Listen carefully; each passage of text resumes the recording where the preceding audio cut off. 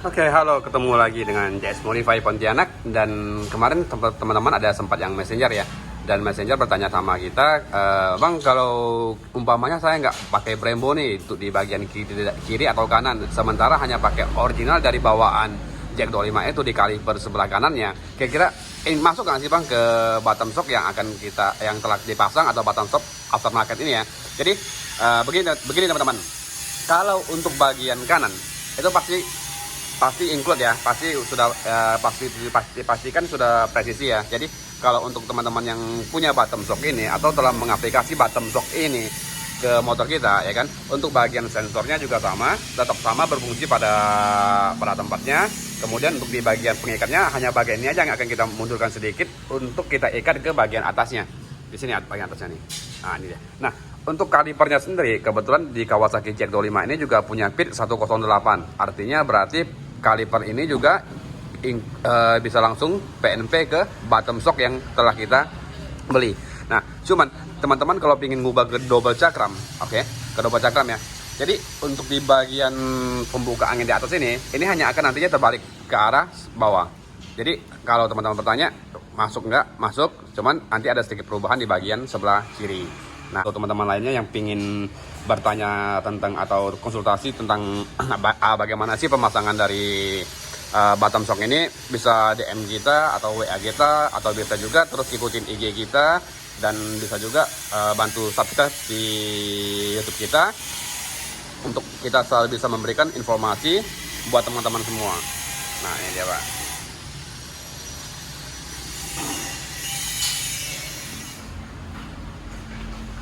Dan seperti kemarin ya, kita sudah sempat buat review videonya.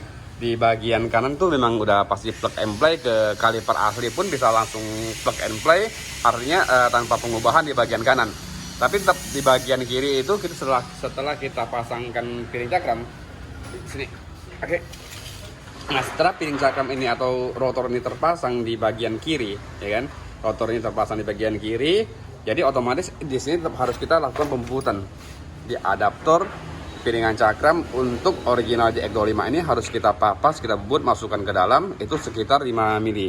Jadi di sini saya ambilnya 5 mili ya, karena begitu saya ukur hari ini ternyata beda antara kiri dan kanan itu hanya 5 mili. Jadi buat teman-teman lain yang ingin custom ke double cakram, dan untuk adaptor bagian kirinya itu tetap harus dibubut atau dipapas sedalam 5 mili. Jadi nanti bagian ini nih. Nah, bagian ini yang ada seperti tonjolan keluar di velg originalnya itu mesti kita bubut, masukkan ke dalam sekitar 5 mili. Tapi untuk saran saya lebih efisien kalau kita bawa ke tukang bubut ya. Jadi papas ke dalam 5 mili, tapi bagian ini harus ada takoknya lagi. Takoknya lagi nanti fungsinya untuk pemegang di bagian piring cakramnya agar tidak kendor ya, tidak gampang kendor. Jadi untuk bagian kiri tetap sama, diusahakan setelah disetel kemudian diukur ulang. Kalau di sini saya ngukurnya dapatnya 5 mili untuk bagian sebelah kiri. Oke, buat teman-teman yang sudah menyaksikan video kita di JS Modify Pontianak, semoga video ini bisa memberikan sedikit informasi untuk teman-teman semua yang ingin mengaplikasikan bottom shock radial ke motor JX25 ini. Terima kasih, dan kita lihat lagi video selanjutnya dari JS Modify Pontianak.